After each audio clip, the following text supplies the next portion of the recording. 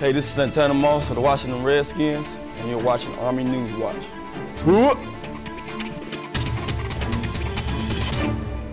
Welcome back. The U.S. military is about 1% of the American population, so the likelihood of running into someone from your hometown during your military service is pretty slim. It did happen to me when I was stationed in Okinawa, Japan. I ran into a high school buddy. But that's not much compared to this next story from Petty Officer Andre Roden, who takes us to a reunion halfway around the world. Bill Leathers, Tamber Eller, and Chris Jurgensmeyer are three friends from Centralia, a small farm town in southern Illinois.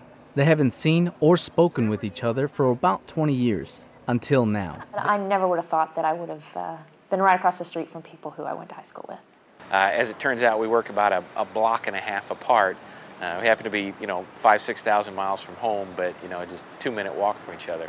For three people who knew each other in high school in a town of 15,000 to just happen to meet up in the way that we did is just amazing to me. They all took different paths to get here.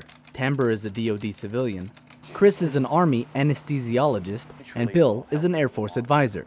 To me, it's unbelievable just that we live closer here than we did when we were in a small town. Being a small town, you run into folks all the time, generally when it's in Centralia as opposed to out of Centralia. So to find one person here, let alone a second one within a week, was incredible. I couldn't believe it. Running into each other was an act of fate.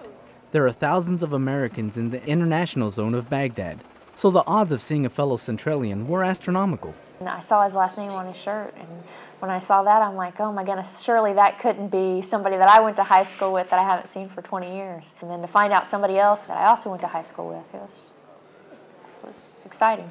After not seeing each other for more than 20 years, you would think they would be nervous about meeting each other for the first time, but that wasn't the case. I recognized both of them right away. I wasn't nervous a bit. I really enjoyed their company when we were younger, and that hadn't changed at all. It's like we really hadn't skipped a step.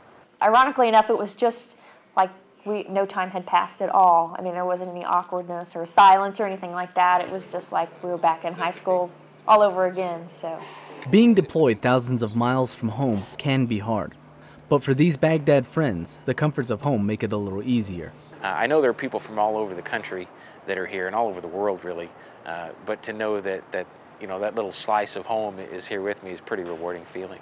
And it's a good story to make you really realize that it's not a big world that we live in after all. Petty Officer Andre Roden, Baghdad.